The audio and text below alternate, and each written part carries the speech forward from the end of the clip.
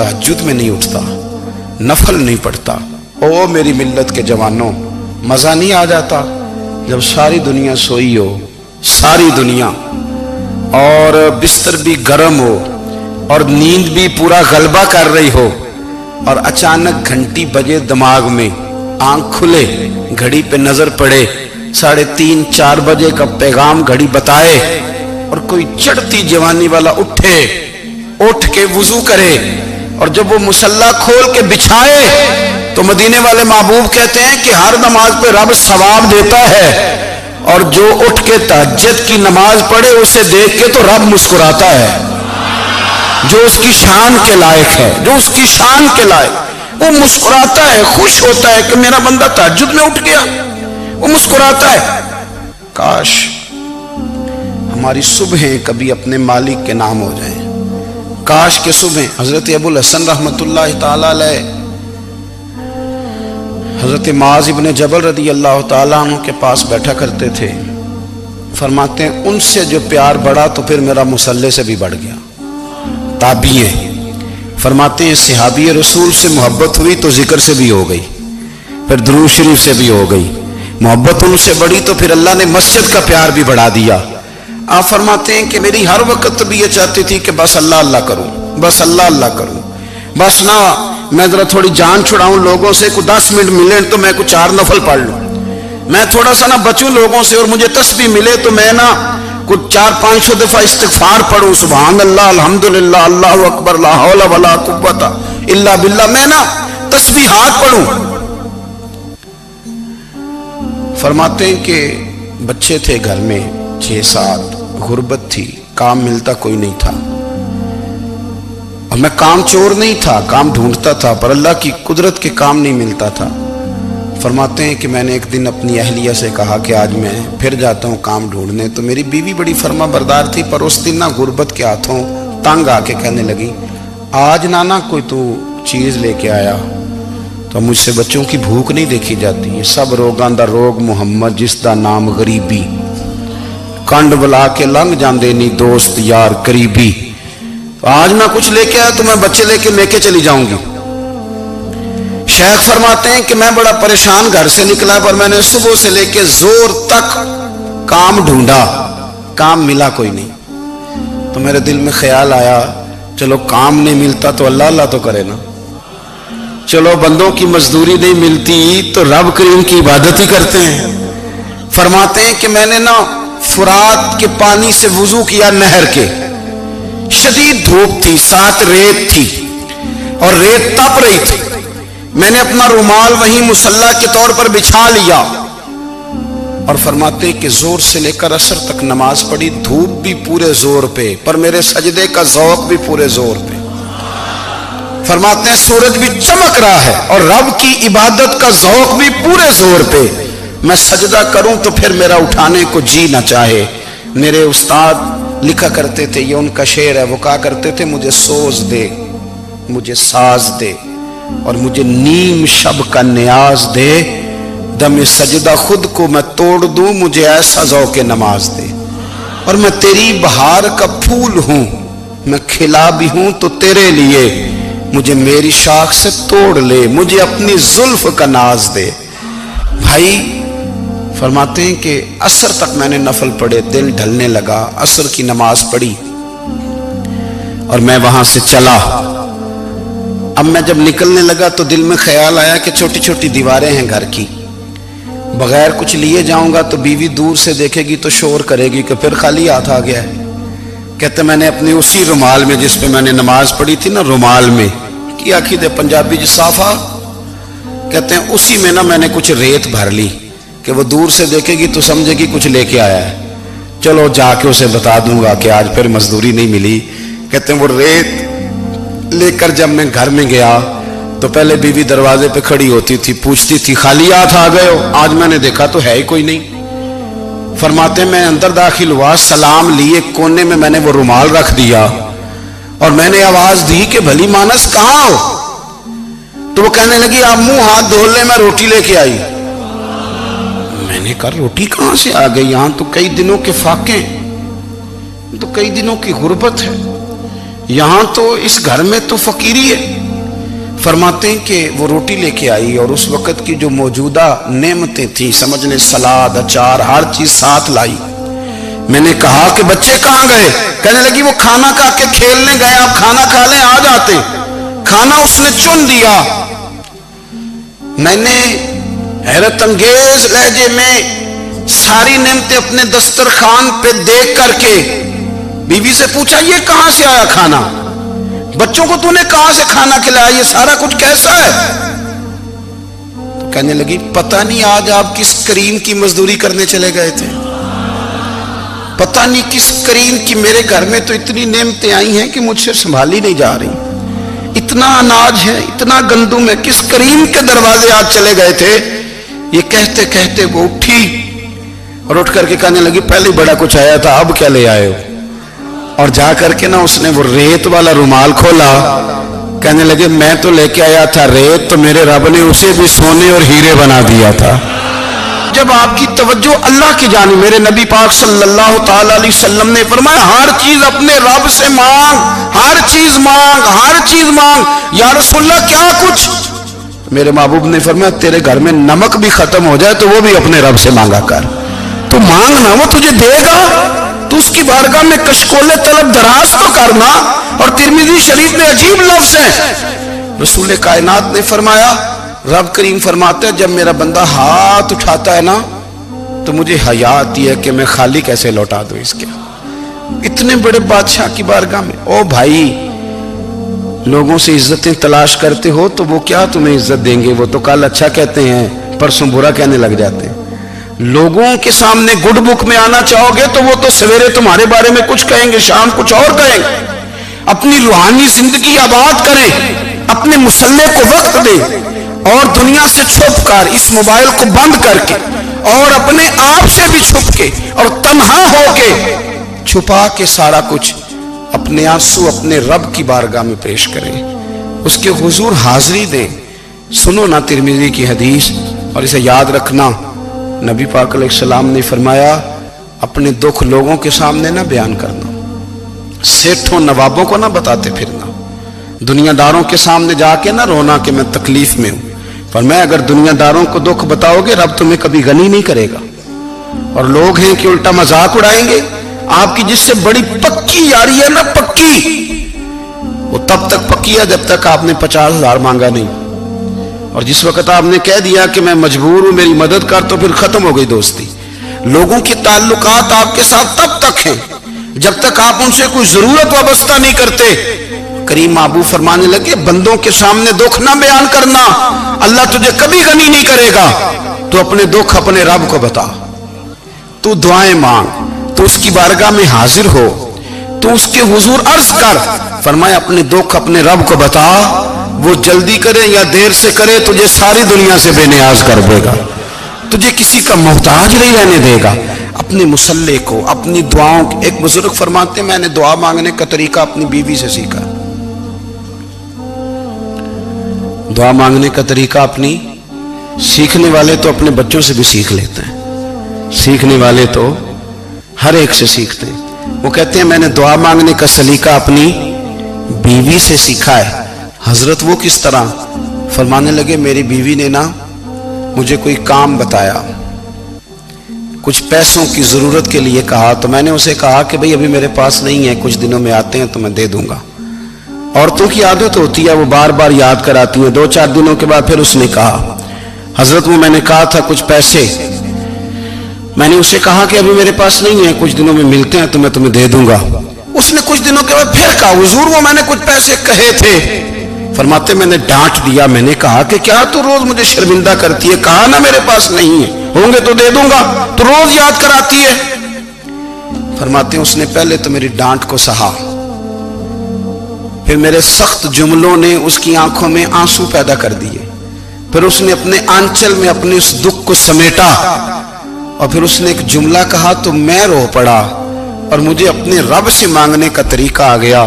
मुझे कहने लगी, हजरत जी आपने डांट दिया, मैंने सह लिया, पर आप ही मेरे शौहर हैं, बताएं ना, आपसे न कहूं तो मैं किससे जाके कहूं।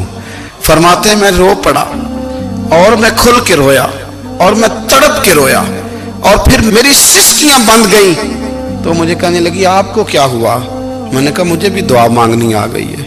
جب میں اسے کہوں گا نا اللہ تو ہی میرا رب ہے، میں تجھ سے نہ کہوں تو میں کس سے جا کے کہوں؟ میں کیوں کسی بندے سے سوال کروں؟ میں کیوں کسی دنیا دار سے کہوں؟ میں تیرے بندوں کا، نیک بندوں کا وسیلہ لے کے، تیرے محبوب کی غلامی لے کے تیری بارگاہ میں آیا، تجھ سے نہ مانگوں تو کس سے مانگوں؟ سمجھ آ گئی ہے.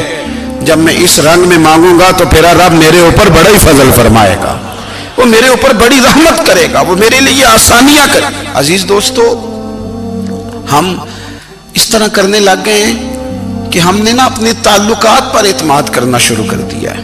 میرے تعلقات بہت ہیں. ہم نے اپنی دولت پر اعتماد کرنا شروع کر دیا ہے. میرے پاس دولت بہت ہے. ہم نے اپنے علم پر، اپنی شہرت پر اعتماد کرنا شروع کر دیا ہے کہ میرے پاس فلاں چیز بہت ہے. یاد رکھنا، جب بے نیاز اپنی صفت بے نیازی دکھاتا ہے تو بڑی بڑی دولتوں والے مجبور نظر آتے ہیں. بھائیو، جب انسان کا رشتہ اپنے مالک کے ساتھ ہوتا ہے پھر تو غم بھی کچھ نہیں کہتے، پریشانیاں بھی کچھ نہیں کہتی، پھر تو زندگی صبر والی، پھر تو زندگی توکل والی، پھر تو زندگی بھروسے والی. پھر انسان اپنے آپ کو رسوا نہیں کرتا. دنیا داروں سے امیدیں اس کی ختم ہو جاتی، امیدیں اللہ رسول سے لگا لیتا، مضبوط ہو جاتا ہے، مضبوط، طاقتور ہو جاتا ہے، خوددار ہو جاتا ہے، باوقار، باعزت ہو جاتا ہے. حضرت بہلول دانا رحمت اللہ علیہ بیٹھے تھے تو ہارون رشید حج کر کے آ رہا تھا. تو رستے میں حضرت شیخ سے ملاقات ہو گئی تو السلام علیکم کے بعد کہنے لگا حضور کوئی حکم ہو تو بتائیے گا. تو حضرت بہلول دانا فرمانے لگے تیرا رب کون ہے؟ اس نے کہا اللہ. تو فرمایا میرا کون ہے؟ کہا اللہ. فرمانے لگے تو بڑا ہی بیوقوف ہے، کیا تو یہ سمجھتا ہے کہ رب ہارون رشید کو تو دے گا اور بہلول دانا کو بھول جائے گا؟ تیرا بھی وہی رب ہے، میرا بھی وہی رب ہے. اس نے اگر تجھے دے کے آزمایا ہے تو ہو سکتا ہے مجھے نہ دے کے آزما رہا ہو. جب اس کی حکمت کے تقاضے ہوں گے تو عطا کرے گا اور دے گا. تو جا اپنا کام کر. بھائی، اپنی روحانی زندگی، اپنی عبادات، اپنے وظائف، اپنے روزمرہ کے معاملات، اپنی دعائیں، اپنا استغفار. دیکھو کوئی مشکل کام تو نہیں 2 رکوع ہیں سورہ واقعہ کہ اگر رات کو پڑھ لی جائے تو. میں کس طرح یہ بات بیان کروں کہ تعویذ بانٹنا آسان ہے اور وظیفہ بتانا مشکل ہے. سارا دن تعویذ بانٹیں تو لوگ لینے کو تیار ہیں، اور اگر آپ وظیفہ بتائیں تو کہتے ہیں تو مشکل کام ہے. او خدا کے بندے، اگر آپ کا تعلق قرآن پاک کے ساتھ مضبوط ہو، قرآن پاک کے ساتھ اگر آپ کا رشتہ ہو، لوگ سفارشیں ڈھونڈتے ہیں نا دنیا میں، کوئی تعلق مل جائے تو میرا کام ہو جائے. دنیا میں اتنا مشکل معاملہ ہے، آخرت میں مجھے بتائیے گا کتنا مشکل معاملہ ہوگا. میرے نبی پاک صلی اللہ تعالی علیہ وسلم نے فرمایا جو لوگ سورہ ملک پڑھا کرتے تھے نا، سورہ ملک، یہ سورت ملک قیامت میں ان کی سفارش کرے گی اور اس طرح کرے گی کہ کہے گی اے اللہ یہاں اس بندے کو جنت میں داخل کر دے یا مجھے قرآن پاک سے علیحدہ کر دے. تو رب فرمائے گا جا اس کا دامن تھام کے اسے جنت تک پہنچایا. آپ بات کو سمجھیں، جب آپ کے تعلقات اپنے معاملات کے ساتھ مضبوط ہوں گے، یہ نبی کریم نے وعدہ کیا ہے کہ تو سورت واقعہ پڑھ تیرے گھر میں فاقہ نہیں آئے گا. حضرت عبداللہ ابن مسعود رضی اللہ تعالیٰ عنہ بیمار تھے تو حضرت عثمان غنی رضی اللہ تعالیٰ عنہ تیمارداری کے لیے تشریف لے گئے اور جا کر کے کہا کہ آپ بڑے بیمار ہیں، آپ کی بیٹیاں زیادہ ہیں، میں چاہتا ہوں کہ خزانے میں سے کچھ مدد کروں. تو سیدنا عبداللہ ابن مسعود رضی اللہ تعالیٰ عنہ اٹھ کے بیٹھ گئے اور کہنے لگے امیر المومنین، اللہ آپ کو میری طرف سے، میری بیٹیوں کی طرف سے بہتر صلہ دے. میری بیٹیوں کو کسی خزانے کی ضرورت نہیں، میں نے انہیں خزانہ دے دیا ہے. کہا جناب آپ نے کون سا خزانہ دیا ہے، میں آپ کے مالی معاملات کو جانتا ہوں. تو فرمانے لگے امیر المومنین، میرے نبی کریم نے فرمایا ہے جو سورت واقعہ پڑھے اسے کبھی فاقہ نہیں آتا. میں نے بیٹیوں کو یاد کرا دی ہے، یہ خزانہ میں نے انہیں دے دیا ہے. وہ سارے والدین سنیں جو بیٹیوں کے لیے پریشان رہتے. حضرت عبداللہ ابن مسعود نصیحت کر رہے ہیں، فرمانے لگے میں نے سورت واقعہ یاد بھی کرا دی ہے، پڑھنے کی عادت بھی ڈال دی ہے. حضور نے فرمایا ہے جو سورت واقعہ پڑھے اسے فاقہ نہیں آتا. کہنے لگے چاند تو اپنی جگہ چھوڑ سکتا ہے، سورج گر سکتا ہے، تارے ٹوٹ سکتے ہیں، پر مدینے والے رسول کی بات غلط نہیں ہو سکتی. حضور نے فرمایا فاقہ نہیں آئے گا تو انشاءاللہ کبھی بھی نہیں آئے گا. کرنے کا کام یہ ہے کہ ہم اپنے معاملات، اپنی عبادات، اپنی دعائیں کبھی 10 منٹ عادت ہو جائے نا دعا مانگنے کی علیحدہ سے رات کو.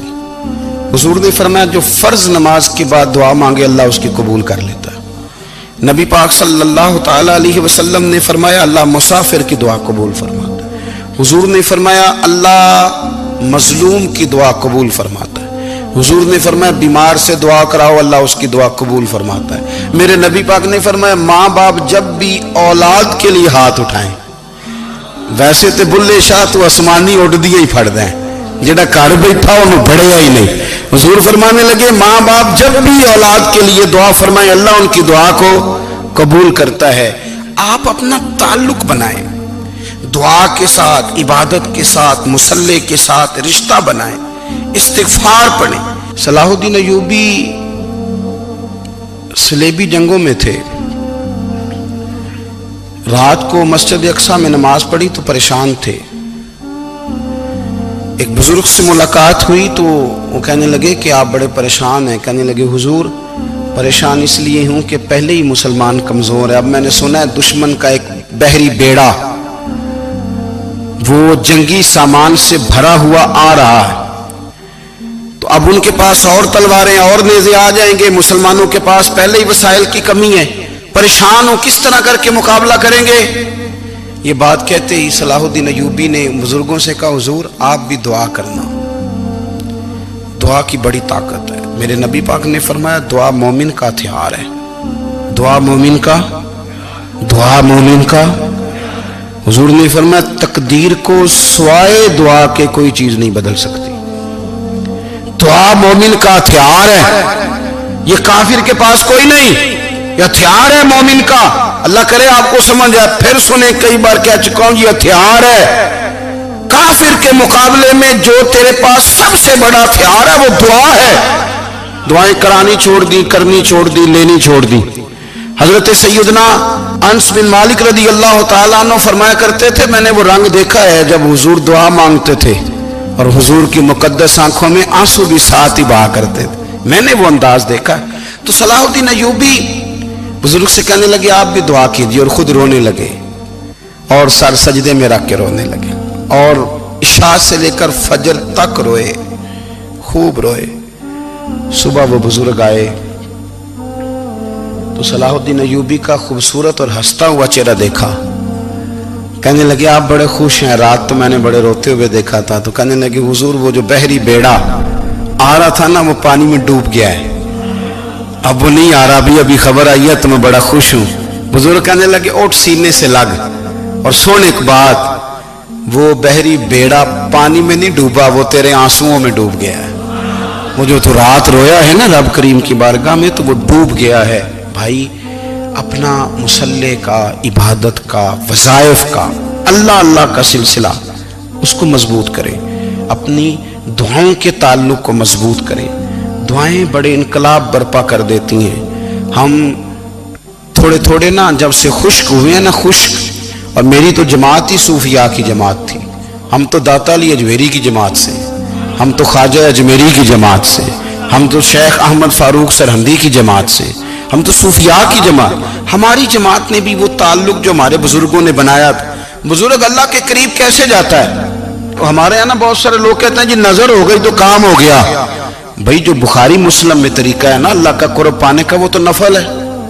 نبی کریم علیہ الصلوۃ والسلام نے فرمایا بندہ نفلوں کے ذریعے رب کے قریب جاتا ہے اور اتنا قریب جاتا ہے کہ پھر اللہ اس کی زبان بن جاتا ہے، اللہ اس کی آنکھیں بن جاتا ہے، کان بن جاتا ہے، ہاتھ اور پیر بن جاتا ہے. تو یہ تو عبادت ہے، یہ تو اللہ کی بارگاہ کی حاضری ہے جو آپ کو اللہ کے قریب کرے گی. تو اپنے نماز کو اہمیت دے کے ادا کریں، نمازیں موبائل بند کر کے ادا کریں. لیکن نا کچھ لوگ کہتے ہیں مجھے ٹائم نہیں ملتا نماز کا، تو میں کہتا ہوں یہ آپ نے بڑی جرت کی بات کی ہے. مجھے کو میرا پیر بھائی کہہ دینا میرے پاس ٹائم نہیں آپ کو ملنے کا، تو میں کہتا ہوں آج کے بعد آنا ہی نہ. تو کیا سمجھتا ہے تو بہت بڑا آدمی ہے، تیرے پاس ٹائم نہیں اور ہمیں ملنے کا ٹائم، موج کر. تو آپ نے اللہ رسول کو کہہ دیا ٹائم نہیں. اور عجیب فلسفہ ہے نا، کہا جائے نماز پڑھنے آؤ تو کہتے ہیں کپڑے ٹھیک نہیں، اور کہا جائے کہ آؤ ذرا دعوت پہ چلیں تو کہتے ہیں 1 منٹ ٹھہر میں کپڑے بدل کے آیا. نماز کے لیے کہا تو کہتا ٹھیک نہیں، دعوت کے لیے کہا تو کہتا میں ذرا تیاری کر لوں، یوں جانا مناسب نہیں، یہ معاملہ ٹھیک نہیں۔ رب تو فرماتا ہے کہ جب تو مسجد میں آ تو زینت اختیار کر کے آ، خوب ذوق سے دعا مانگے، خوب شوق سے نماز پڑھیں، خوب استغفار کا مزاج بنائیں۔ آپ لوگوں کے بیچ رہ کے سکھ حاصل کرنا چاہتے ہیں، لیکن آپ کو پتہ ہے کئی مہینے غار حرا میں رہنا بھی مدینے والے محبوب کا طریقہ ہے۔ ہر سال اعتکاف بیٹھنا الگ سے، یہ بھی حضور کا طریقہ ہے۔ مسجد نبوی کے اندر دروازہ کھلتا تھا نبی کریم کا، پر گھر کے اندر نفل پڑے نبی پاک، اور حضور فرماتے ہیں کچھ نفل نماز گھر میں بھی پڑھا کرو، گھر کو قبرستان نہ بناؤ۔ ہمارا گھر اللہ کے ذکر سے آباد ہوگا اگر ہم نماز پڑھیں گے نا۔ میں جب سنت پڑھنے کے لیے گھر میں کھڑا ہوتا ہوں تو میرا جو 2.5-3 سال کا بیٹا ہے نا، وہ بھی میرے ساتھ نماز پڑھنی شروع کر دو، اسے پتہ کوئی نہیں نماز کیا ہوتی ہے، لیکن وہ بھی نا سجدہ نہ بھی کرنا ہے تو ساتھ لیٹ ضرور جاتا ہے۔ پتہ چلا بچے لیکچر دینے سے نماز نہیں پڑھتے، نماز شروع کر دیں تو بچے بھی شروع کر دیتے ہیں۔ ہم جب پریشان ہوتے ہیں تو لیکچر دیتے ہیں، تو لیکچر تو باہر شاید چل جائے، گھر میں کیسے چلے گا؟ گھر میں تو عمل چلے گا۔ تو میرے عزیز، آج کے اس روحانی اجتماع میں ہمارے دوستوں نے جو محنت کی، ہم نے بار بار اپنی نیت سے پوچھا خدا ہمیں معاف کرے اگر کوئی ذاتی شہرت ہے، کوئی ہمارے ذاتی مفادات ہیں، رب ہمیں ہدایت دے۔ ہماری یہ خواہش تھی کہ روحانی اجتماع ہمیں تھوڑا سا اللہ اور اس کے رسول کے جانب مائل کرے، کچھ ہمارا رشتہ مصلی کے ساتھ مضبوط کرے۔